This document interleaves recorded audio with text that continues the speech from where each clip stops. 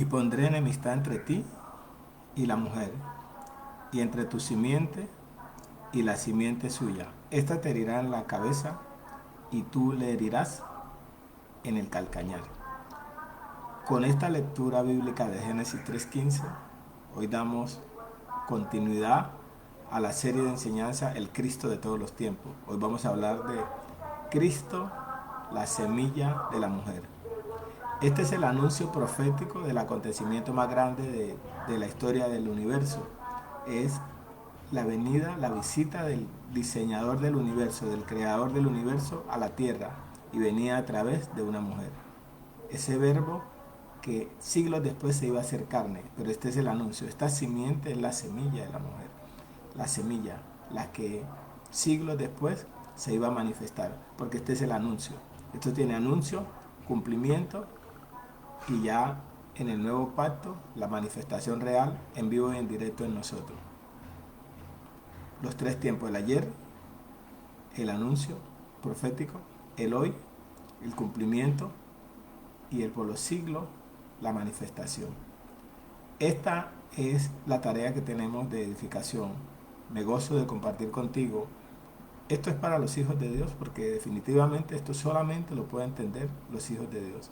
Ahora el Señor en su manifestación, en su cumplimiento, Él empieza a explicar y usa una parábola, que es la parábola del sembrador de Lucas capítulo 8. Yo quiero mencionar, porque estoy dando un salto de siglos, de Génesis 3:15 al libro de Lucas, cuando esa simiente, ese verbo, se hizo carne y empezó a dar a conocer quién era la simiente, quién era la semilla. Esa simiente, que es el esperma de Dios, que es la semilla, que es Cristo, el misterio escondido, es la que se mantuvo oculto en siglos y edades, pero que luego Dios quiso dar a conocer a los hijos de los hombres. Y tú y yo, que somos hijos de Dios, somos los privilegiados que podemos entender estas cosas. Entonces quiero leer en Nueva Versión Internacional la parábola del sembrador en Lucas capítulo 8, que dice así, en el versículo 4. De cada pueblo la gente salía, dice ahí, de cada pueblo la gente salía para ver a Jesús. De cada pueblo la gente salía para ver a Jesús. Este Jesús es el verbo hecho carne. Esa es la simiente de la mujer. Ese es el anuncio profético que ya sabía el verbo hecho carne, y se le puso a ese verbo hecho carne, se le puso el nombre de Jesús. En Juan capítulo 1 dice que el verbo se hizo carne y vimos su gloria. Es decir, esa simiente, esa semilla se hizo carne. Esa palabra se hizo vida, se hizo verbo, se hizo persona, y se le puso el nombre de Jesús. Verbo encarnado, se hizo carne. Ahora, este Jesús, que es el verbo hecho carne, que es la palabra hecha carne, hecha vida humana, empieza a contar el significado de esa semilla. Porque en Génesis 22:18, a Abraham le dijeron: en tu simiente, en tu semilla, en tu esperma, en tu semen, van a ser benditas todas las familias de la tierra. Lo que estaban diciendo es: en Cristo van a ser benditas todas las familias, porque esa simiente, esa semilla, esa palabra que le dieron a Abraham como promesa, se iba a materializar con el verbo hecho carne. Entonces en tu simiente serán benditas todas las familias de la tierra. Lo que está diciendo es, como la simiente es Cristo, en Gálatas 3:16 dice que la simiente es Cristo, en Cristo son benditas todas las familias de la tierra. Es decir, Cristo es la bendición de Dios para el universo. Cristo es la simiente escondida, es el misterio, pero se manifiesta, se da a conocer. Y esta enseñanza es para hijos de Dios. Tú que no estoy diciendo para los que se congregan, los que van a un lugar de reunión, no, yo estoy hablando de los hijos de Dios, porque la gente tiene una asociación que los hijos de Dios son los que van a un lugar de reunión. No, los hijos de Dios son los que son engendrados de la simiente incorruptible, los que son nacidos por la voluntad de Dios. Pero eso no se asocia con un lugar de reunión, sino con un llamado divino desde antes de la fundación del mundo. Es decir, hay una mala asociación para muchos creyentes en el mundo que un hijo de Dios es uno que va a un lugar de reunión. No, no, no. Los hijos de Dios no son los que van a un lugar de reunión. Los hijos de Dios son los que nacen de nuevo por el Espíritu. Y pueden nacer de nuevo en cualquier lugar. No se necesita un lugar de reunión para nacer de nuevo. Se puede nacer de nuevo en cualquier lugar del planeta. Puede ser en un avión, puede ser en un burdel, puede ser en cualquier parte. No existe una regla, un protocolo específico para nacer de nuevo. Se puede nacer en cualquier lugar y en cualquier tiempo, en cualquier condición. Cuando la eternidad visita el tiempo, es que se nace de nuevo. Por lo tanto, no es protocolario decir que esto es para los que se congregan. No, esto es para los hijos de Dios. Este mensaje es para los hijos de Dios y Jesús hizo esa aclaración. Lo explicó aquí en Lucas 8. Entonces, dice ahí en el Lucas 8:4, dice, de cada pueblo salía gente para ver a Jesús. Estos pueblos representan toda la humanidad de todos los tiempos. Y cuando se reunió una gran multitud, él les contó esta parábola. Es decir, aquí va a aclarar el misterio de la semilla de la mujer. Va a aclarar en el cumplimiento. Porque en Génesis 3:15 es el anuncio. Aquí es el cumplimiento. Cuando él está sacando a la luz el conocimiento del misterio. Dice, y cuando se reunió una gran multitud, él les contó esta parábola. Un sembrador salió a sembrar. ¿Qué es una parábola? Una parábola es una figura literaria que usa un lenguaje natural para decir una verdad espiritual. Pero era un lenguaje en clave. ¿Por qué? Porque las parábolas, como era una figura literaria para esconder una verdad, entonces mucha gente no podía asociar lo natural con lo espiritual. Pero Cristo venía a usar lo natural para dar a conocer lo espiritual. Y hoy estamos entonces nosotros descifrando la simiente. Y ya le estamos diciendo que es la semilla. Esa semilla es la palabra. Esa palabra es el esperma de Dios. Ese esperma de Dios es Cristo. Ese Cristo es el verbo que se encarnó y que se le puso el nombre de Jesús. Y ese Jesús fue el que estuvo predicando y cumpliendo todas estas verdades, dándolas a conocer. De este Cristo que estamos hablando, del Cristo de todos los tiempos. Del Cristo de todos los tiempos. Y lo estamos viendo. ¿Quién era en Génesis? Era la simiente de la mujer, la semilla de la mujer. ¿Quién es en eso? El Cordero de la Pascua. En Levítico, en Número, en cada libro, él tiene una expresión y de eso se trata esta serie. Que tú y yo podamos conocer, ver al Cristo en todas las escrituras, que se había escondido a través de los símbolos. Dice ahí, un sembrador salió a sembrar. Al esparcir la semilla, una parte cayó junto al camino, fue pisoteada y los pájaros se la comieron. Otra parte cayó sobre las piedras y cuando brotó, las plantas se secaron por falta de humedad. Y otra parte cayó entre espinos que al crecer, junto con la semilla, la ahogaron. Pero otra parte cayó en buen terreno. Yo soy sembrador hoy, yo estoy en calidad de sembrador. Y esta semilla está cayendo en buen terreno. Tú eres buen terreno, hijo de Dios. Porque este mensaje es para hijos de Dios. Y ya te expliqué que no es para los que se congregan, porque congregarse no es garantía de ser hijo de Dios. Lo que hace garantía de hijo de Dios es una persona que haya nacido de simiente incorruptible, que haya nacido de la semilla, del esperma, de la palabra. Y para nacer de la palabra no se necesita ir a un lugar de reunión, puede ser en cualquier lugar del planeta.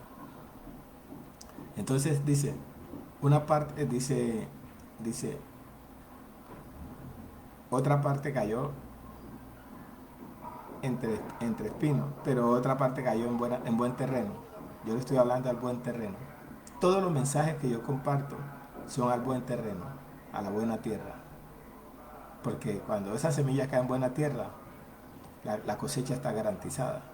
Y es cosecha de calidad, de excelencia, de plenitud.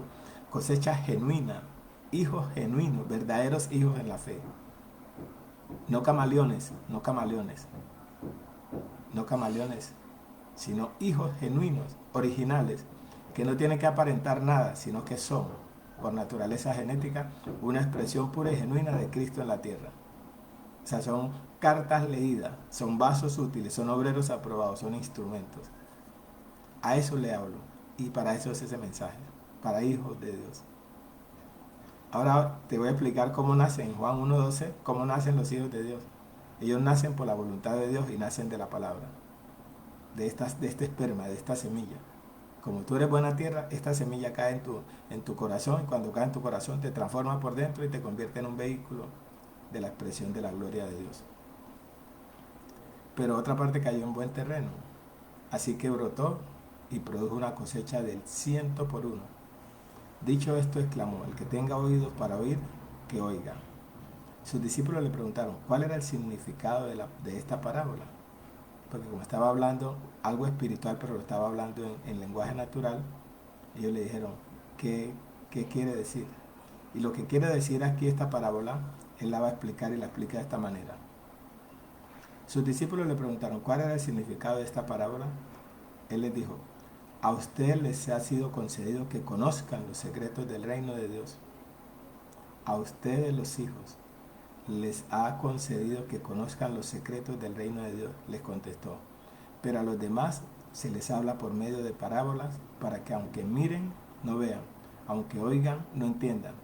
Este es el significado de la parábola. La semilla es la palabra de Dios. La simiente es la palabra de Dios. El esperma es la palabra de Dios. El semen, la palabra de Dios. Esa es la simiente. Simiente significa semilla, significa palabra, significa verbo, significa Cristo. Entonces la palabra es Cristo. Cristo es la palabra, Cristo es el verbo, Cristo es la semilla, Cristo es la simiente. Misterio escondido. Entonces a ustedes, los hijos, les he dado a conocer los secretos del reino. Este es el significado de la parábola. La semilla es la palabra de Dios. Los que están junto al camino son los que oyen, pero luego viene el diablo y les quita la palabra del corazón para que no crean y se salven.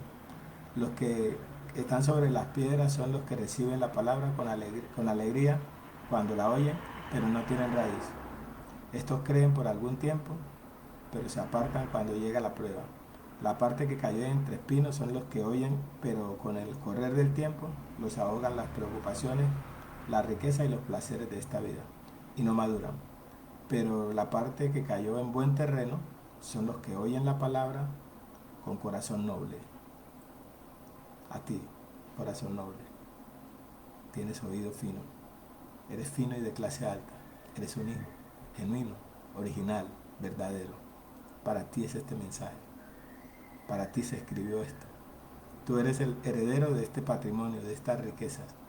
Tú eres el beneficiario directo de esta herencia ilimitada de conocimiento y sabiduría.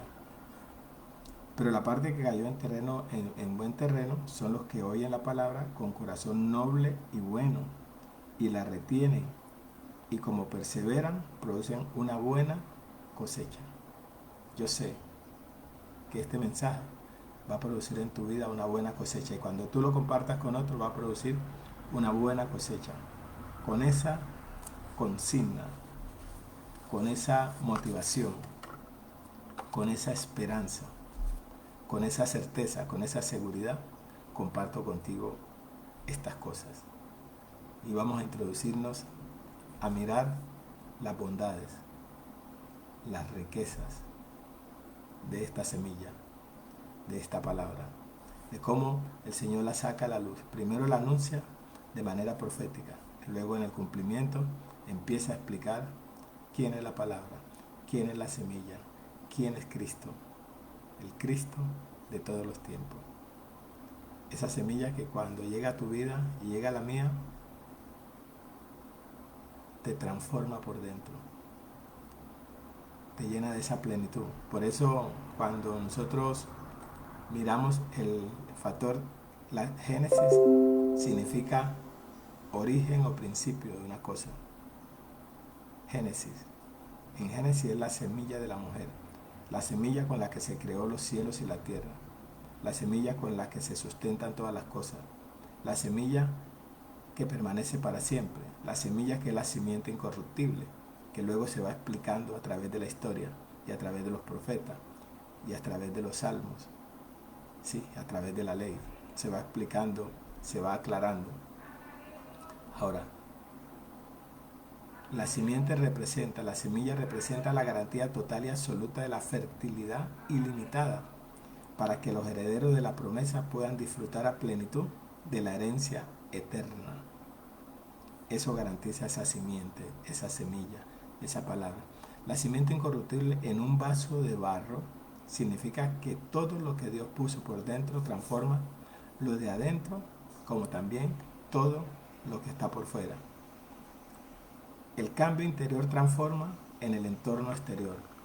Por ejemplo, la samaritana, cuando se encontró con esta simiente, se encontró con Cristo, ella se transformó por dentro y era la misma por fuera, pero era otra por dentro. Por dentro tenía identidad genuina con su origen, con lo celestial, con el reino.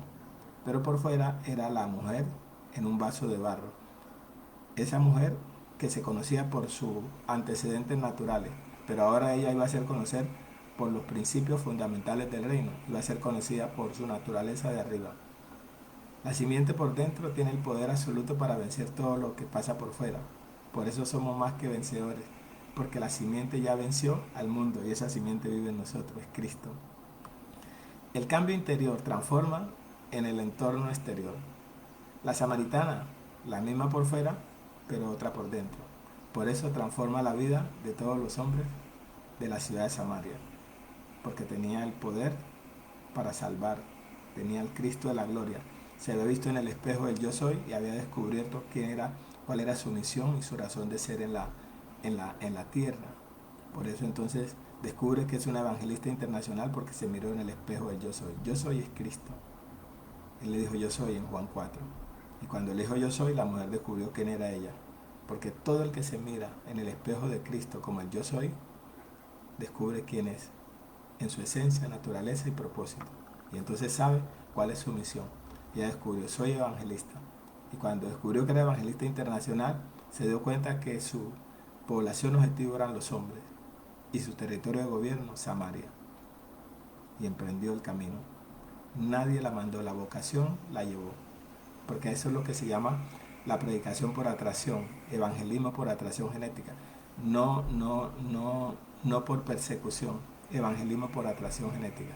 Una vez que la mujer descubre su vocación, descubre su población objetivo, descubre el territorio de gobierno y por vocación va al territorio y atrae todo a los pies de Cristo. Porque se llama evangelismo por atracción. Esos son los evangelistas que estamos buscando, no por persecución. Esos evangelistas por persecución son una pesadilla, pero los evangelistas por atracción son un deleite, son un privilegio. Y a eso estamos buscando, evangelistas por atracción. La samaritana opera como una evangelista por atracción. Atrae, pues genéticamente, hacia la fuente que la trajo a ella. Cristo la trajo a sí mismo y ella trajo a todos los hombres de la ciudad a los pies de Cristo. Se llama evangelismo por atracción. Lo otro es evangelismo por persecución, evangelismo comercial, evangelismo por interés, evangelismo por competencia, evangelismo por motivaciones humanas. Pero el evangelismo por atracción, siempre la gente termina en los pies de Cristo, porque Él es el centro de gravedad de nuestras vidas, el centro de atracción. Cuando Cristo nos atrae y nosotros empezamos a compartirlo a Él, Él atrae hacia sí mismo a todos. Eso lo dijo ahí, lo leo ahí en Juan, porque eso se llama ley de atracción.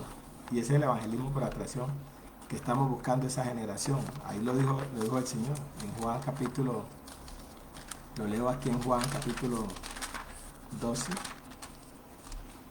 Ya se lo leo aquí. Dice así en Juan 12:31. Dice así: ahora es el juicio de este mundo. Ahora el príncipe de este mundo será echado fuera. Y yo, si fuere levantado de la tierra, a todos atraeré a mí mismo. Eso se llama ley de atracción genética.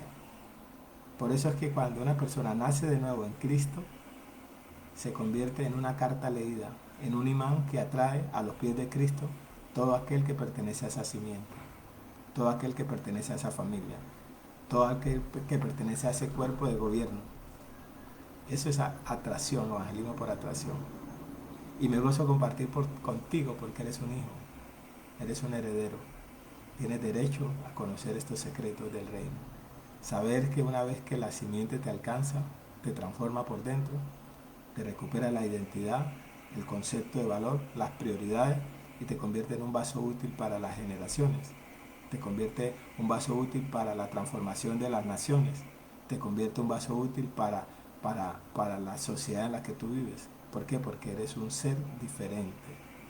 El mismo por fuera, pero otro por dentro, con una identidad pura y genuina, con una naturaleza divina, con una ley de atracción para que la gente que pertenezca a la familia real puedan llegar a los pies de Cristo por medio de tu vida como instrumento de evangelismo. De eso se trata este mensaje para hijos de Dios. ¿Cómo nacen los hijos de Dios? Dice aquí Juan, lo explica, Juan capítulo 1. Mas a todos los que le recibieron, a los que creen en su nombre, les dio potestad de ser hechos hijos de Dios, los cuales no son engendrados de sangre, ni voluntad de carne, ni voluntad de varón, sino de Dios. Y aquel verbo fue hecho carne, y habitó entre nosotros, y vimos su gloria, gloria como el unigénito del Padre, lleno de gracia y de verdad. Esta es la semilla, este es el verbo hecho carne, este es el Señor, esta es la palabra, este es el celo, esta es la simiente, esa simiente que sustenta todas las cosas. Con esa simiente se creó el universo, con esa simiente se creó tu vida y se creó la mía. Cuando tú renaces de simiente incorruptible, tú tienes inmunidad por genética y eres un ser especial para Dios y para la humanidad, porque has renacido de simiente incorruptible y tienes inmunidad genética. Y en esa inmunidad genética podemos nosotros operar en los asuntos del reino, entender los misterios. Ahora quiero mostrarte un horizonte de esa simiente, desde el principio hasta el fin, cómo Dios quiso llenar la tierra del conocimiento de su gloria, ¿sí? Como quiso Dios llenar. Y por eso en Génesis 22, de hecho, si en tu simiente serán benditas todas las... Ahora yo quiero hacer un panorama de esta simiente en el universo, en la historia del Evangelio del Reino, de cómo esa simiente, para hacer un viaje por las Escrituras y empezar. Fíjate, Dios inició con un huerto y terminó con una gran ciudad. Génesis 2 dice que Dios puso al hombre en un huerto. Pero Apocalipsis capítulo 22 dice que Dios descendió una gran ciudad. Empezó con un huerto y terminó con una gran ciudad, la Jerusalén celestial, la Jerusalén de arriba. Sí. Un huerto, empezó con un huerto y terminó. Sí. Inició con un hombre y terminó con una gran familia. En Génesis empezó con Adán y en Apocalipsis 22-21 termina con una gran familia. ¿Eso qué quiere decir? Que en el reino hay un principio de reproducción multiplicativa. Y por eso el plan de Dios es llenar la tierra del conocimiento de su gloria a través de vasos útiles. Entonces inició con un hombre y terminó con una gran familia. Inició con una mujer y terminó con una iglesia. Y la iglesia es el cuerpo de Cristo, que tiene un ejército grande en extremo. Una mujer y terminó con una esposa. La iglesia, su cuerpo, su templo. Estoy hablando del alcance panorámico del alcance. Porque para los fatalistas, al mundo le espera una tragedia. Pero para los hijos de Dios, al mundo le espera la celebración más grande. Llenar la tierra del conocimiento de su gloria. Que todo lo que respire alabe al Señor. Que toda rodilla se doble en su presencia. Que toda lengua confiese que Jesucristo es el Señor. Él es el deseado de las naciones. O sea, al mundo no le espera una tragedia, le espera una celebración, una fiesta. Le esperan tiempos espectaculares, extraordinarios.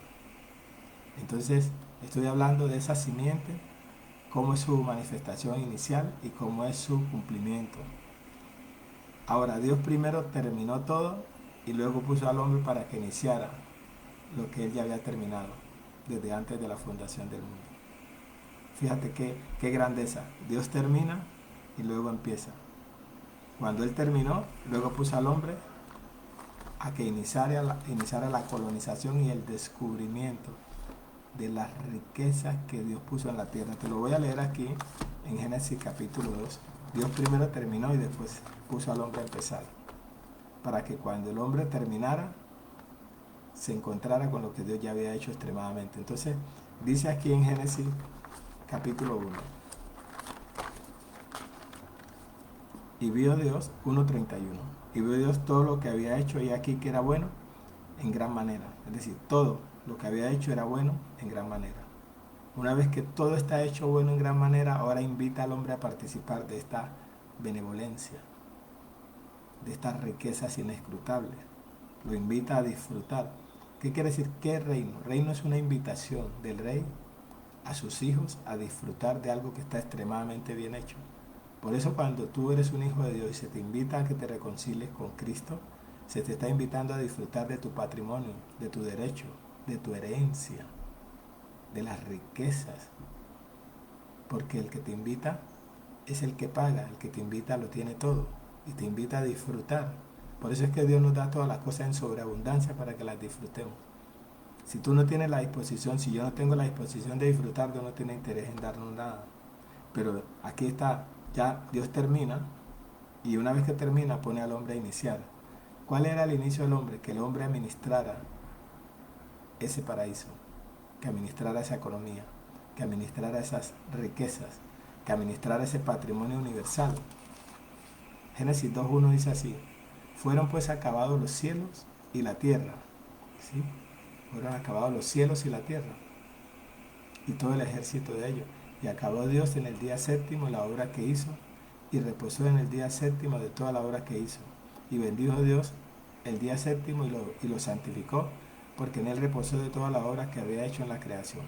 Una vez que Dios termina, ahora sí, tomó pues, 2:15, tomó pues el Señor Dios al hombre y lo puso en el huerto del Edén para que lo labrara y lo guardase.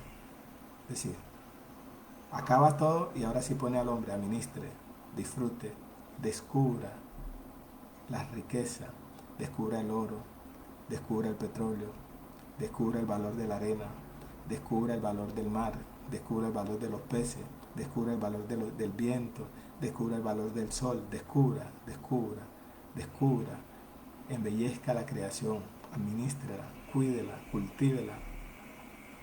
A eso ponen al hombre, a administrar. Por eso dice Dios que somos buenos administradores. Vamos a leerlo.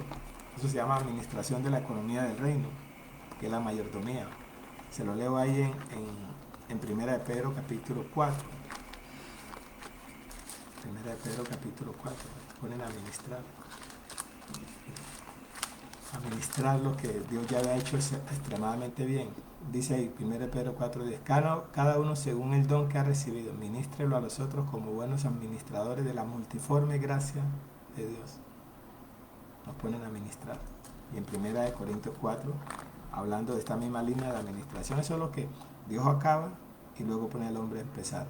Administre, disfrute, aproveche, cuide la creación, dele un trato inteligente con una mente maestra. Allá en 1 Corintios 4 nos habla de esta calidad de los administradores. Lo quiero leer aquí en la nueva versión internacional, que me gusta mucho la forma como se narra aquí. Aquí en la nueva versión internacional dice así, en 1 Corintios 4. Dice así: que todos nos consideren servidores de Cristo, encargados de administrar los misterios de Dios. Que todos nos consideren servidores de Cristo, encargados de administrar los misterios de Dios. Ahora bien, a los que reciben un encargo se les exige que demuestren ser dignos de confianza. Buenos administradores. Eso es lo que tú y yo hacemos en la creación: administrarla, cuidarla, cultivarla, conservarla, mantenerla, para que la belleza, para que la riqueza, para que los tesoros que Dios escondió en la creación sean para la calidad de vida de las naciones, para que la humanidad disfrute de una calidad de vida superior, para que la belleza, la hermosura de todo lo que Dios hizo sea aprovechado por la humanidad y los hombres vivamos no en pobreza extrema, sino en abundancia ilimitada, porque Dios te diseñó a ti y a mí para vivir en sobreabundancia ilimitada. Pero cuando los pueblos no caminamos con los principios, cuando no obedecemos los diseños divinos, entonces los pueblos se condenan a la esclavitud y a la pobreza extrema. La causa de la pobreza no son la falta de recursos, sino la falta de la creatividad y la falta de respeto del hombre por los principios del reino. Eso es lo que condena a las personas a la pobreza extrema y a la esclavitud. Por eso es que estos mensajes están orientados a que nosotros podamos entender que en los diseños divinos tú estás calificado para vivir en prosperidad y en abundancia siempre. Entonces, Dios primero terminó todo y luego puso al hombre a que iniciara lo que él ya había terminado desde antes de la fundación del mundo. ¿Sí? Por eso es que él anuncia el final desde el principio. Ahora quiero compartir una canción contigo de Lily Guzmán y luego continuamos con la segunda parte de la enseñanza que se titula Cristo, la semilla de la mujer. Cristo, la simiente. Cristo, la palabra. Cristo, el verbo hecho carne. Ese Cristo de la gloria. Y como tú eres buen terreno, hoy esa semilla cae en ti y el ciclo reproductivo empieza hoy. Entonces vamos a escuchar esta canción de Lily.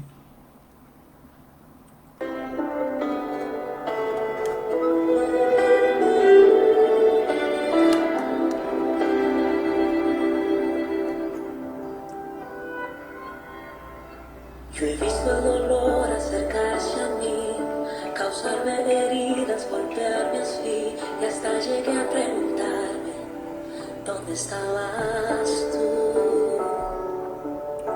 He hecho preguntas en mi aflicción, buscando respuestas sin contestación, y hasta dudé por instantes de tu compasión.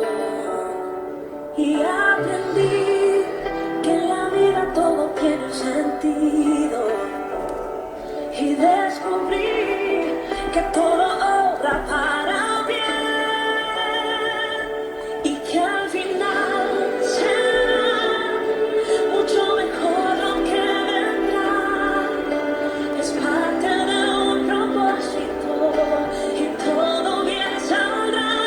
Siempre has estado ahí, tu palabra no ha fallado y nunca me has dejado. Descansa mi confianza sobre ti.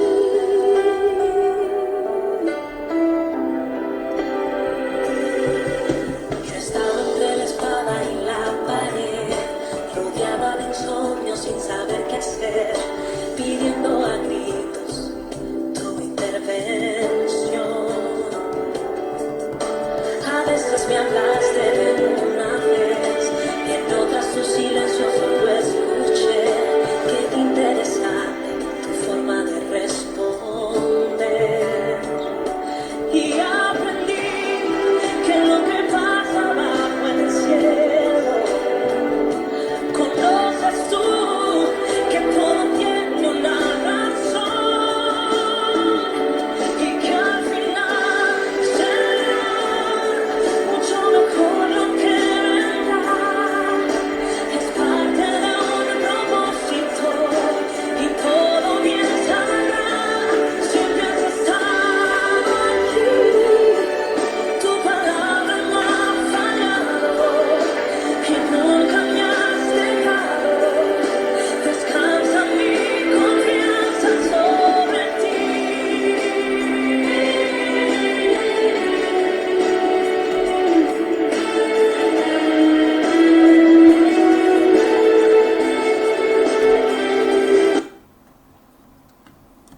Esa canción expresa la fidelidad de Dios y no importa en la circunstancia en la que tú y yo podamos estar, siempre Él obra para bien. Siempre su palabra no falla. Esta semilla, esta simiente, esta esperma nunca falla. Siempre cumple lo que Él ha dicho. El cielo y la tierra pasarán, pero sus palabras no pasarán. La palabra que sale de la boca de Dios nunca vuelve a Él vacía. Siempre hace lo que Él quiere y es prosperar en aquello para que tú la enviaste. La envió para que tengamos vida y vida en abundancia. Esta semilla en Génesis es la semilla de la mujer. En eso, esa semilla, esa palabra se convierte en el cordero de la Pascua. En Levítico se convierte en el gran sumo sacerdote. En Número se convierte en la nube y la sombra, o sea, en la presencia invisible de Dios. O sea que en Deuteronomio es el profeta dado a Moisés. Quiere decir que esa semilla, esa simiente fue cambiando de representación, pero con una esencia, con un propósito. El mismo ayer, el mismo hoy.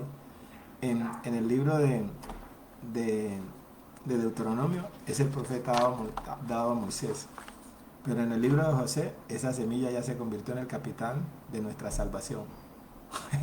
es la palabra de salvación, capitán de nuestra salvación. Y en el libro de Jueces se convierte en el juez de toda la tierra. La palabra es la que juzga. Por eso el Señor les dijo ahí en Juan 12, yo no le he venido a juzgar, pero las palabras que le he hablado les juzgarán el día postrero. Esa palabra se convierte en el juez de toda la humanidad, el juez de toda la tierra. En Ruth, esa semilla, esa palabra, esa simiente se convierte en nuestro pariente cercano, en nuestro hermano mayor. En esa figura, por eso cuando Él resucitó, dice, vayan y le dicen a mis hermanos. Entonces yo hoy estoy haciéndole un recorrido profético a la simiente, lo estamos identificando en los diferentes libros. En el libro de Samuel, esa semilla, esa simiente, ese Cristo, es el que consagra y confirma a los reyes. En Reyes es el rey que gobierna toda la tierra, o sea, el rey que gobierna toda la tierra. Cristo es el rey que gobierna toda la tierra. La palabra sustenta todas las cosas con su poder. Por la palabra fueron creadas todas las cosas. En Crónica es la biografía de un rey no nacido. Quiere decir que esa semilla, ese Cristo, es la biografía de un rey no nacido. Es decir, los que escribieron las crónicas narraron la vida de Cristo, aunque Él no había nacido, y hablaron de Él de una manera tan contundente que cuando se dio el cumplimiento, simplemente se dio a lo que ellos ya habían visto, porque Dios les reveló el futuro en tiempo presente. Ellos pudieron escribir de un rey que no había nacido, y cuando el rey nació, todos los detalles que escribieron se cumplieron. No faltó nada. Todo lo que Él dijo se cumplió. En Esdras el escriba fiel al contenido exacto de las escrituras. ¿Qué quiere decir? Que esta palabra es fiel al contenido exacto de las escrituras. Pero en Esdras es el escriba fiel, es decir, aquel Cristo que mantiene fidelidad absoluta. Y Él dijo, escrito está, escrito está, escrito está, escrito está, escrito está. Siempre se mantuvo fiel. En Nehemías es el restaurador de nuestra vida, o sea, la palabra la que restaura tu vida, la que restaura la mía. Cuando esta palabra se introduce en nosotros, cuando nacemos de simiente incorruptible, nuestras vidas se restauran a la plenitud, a la estatura, ¿sí?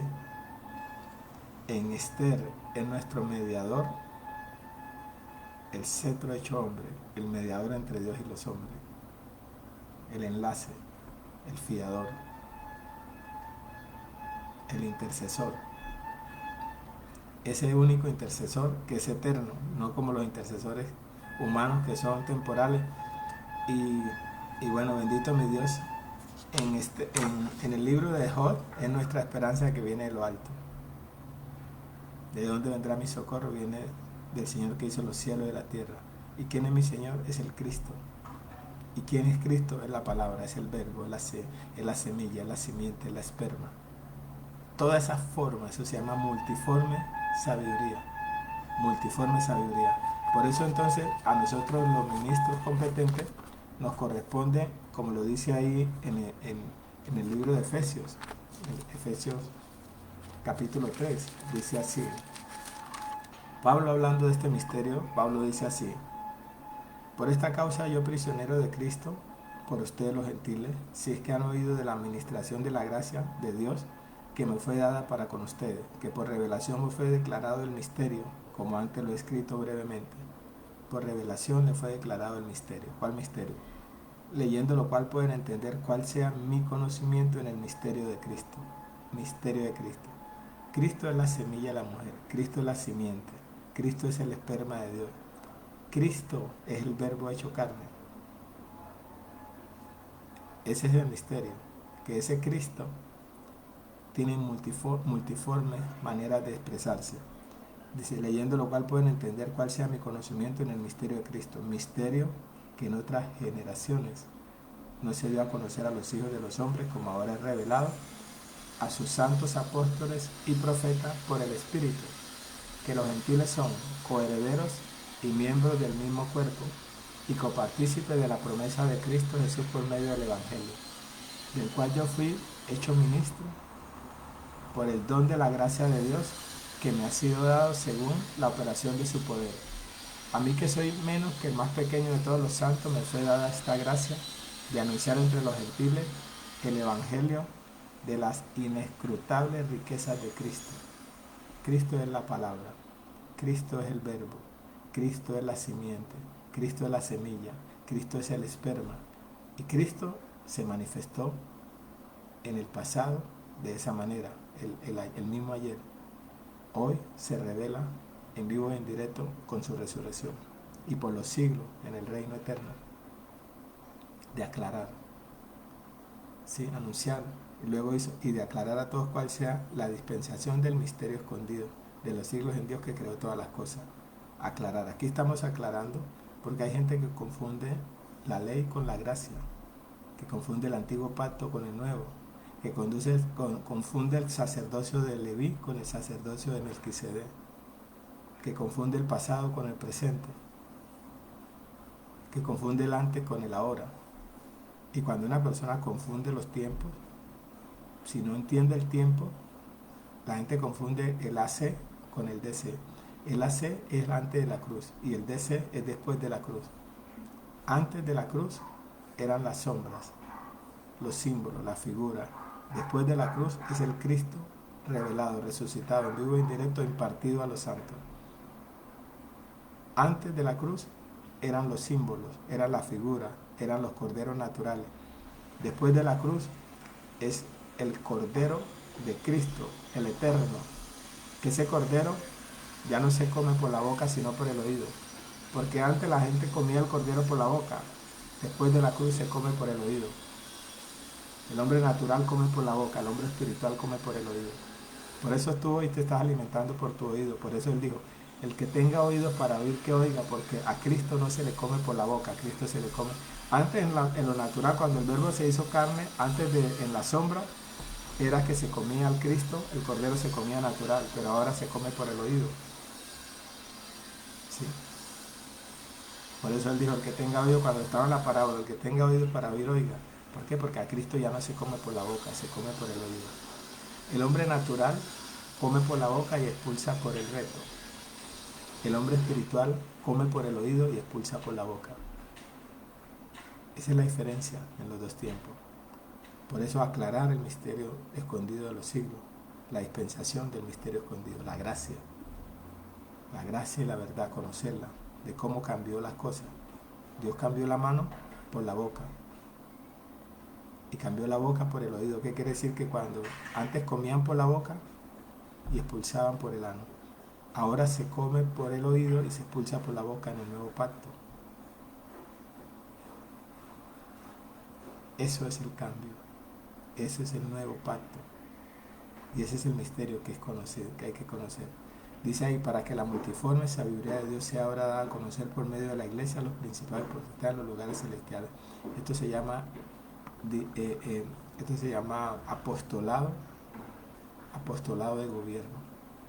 Es la expresión pura y genuina de una carta leída de un hombre o una mujer que tiene naturaleza divina y que expresa a Cristo en su naturaleza, en su estilo de vida, en su proceder, en su obrar, en su empresa, en su negocio, en su familia.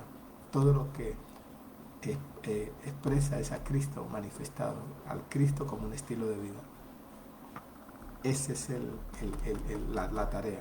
Por eso entonces los ministros tenemos la misión de anunciar, aclarar y dar a conocer.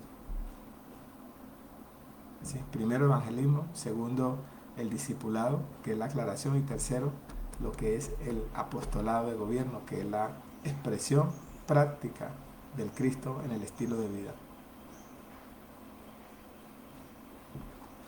Ese mismo verbo en los salmos es nuestro buen pastor. Esa simiente es nuestro buen pastor. Y él se da a conocer como el buen pastor y da el perfil genético de un buen pastor.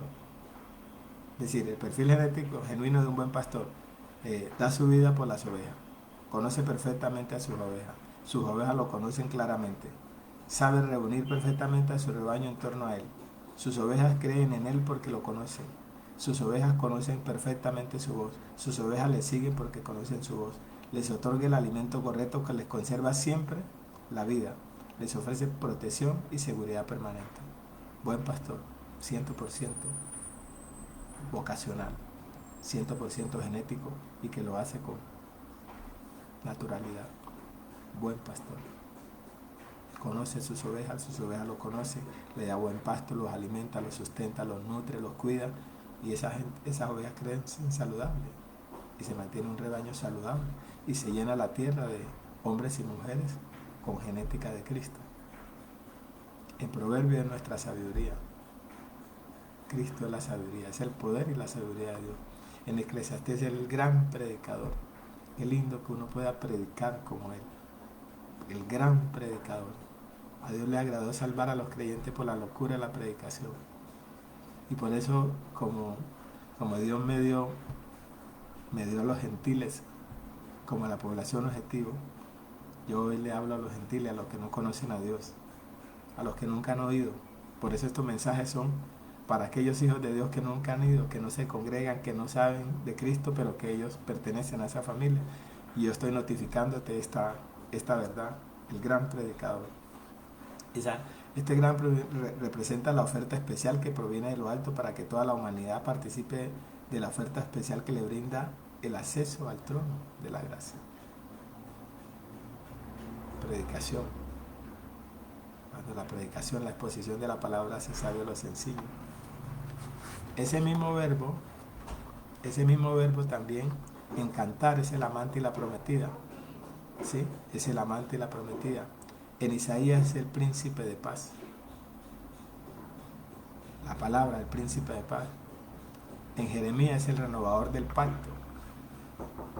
Renovador del pacto. En Jeremías. El pacto antiguo y el pacto nuevo. Mientras no se sepa la diferencia entre el uno y el otro, la gente...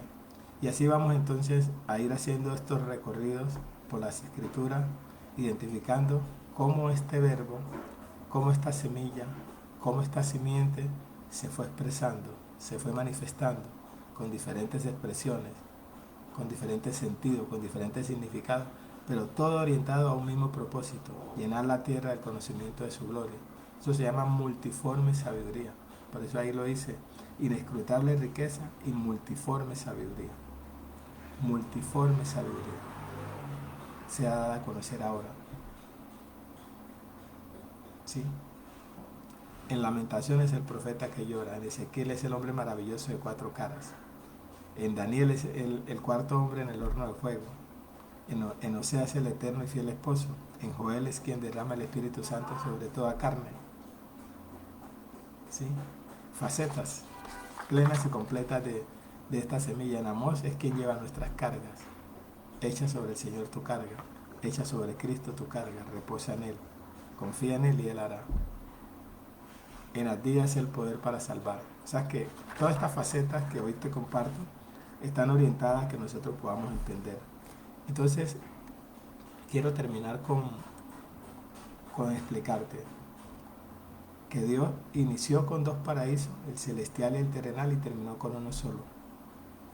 Hizo de los 2 uno. Por eso en Apocalipsis capítulo 22, 21 vemos uniéndose el paraíso celestial. Porque recuerda esto, primero Dios en la eternidad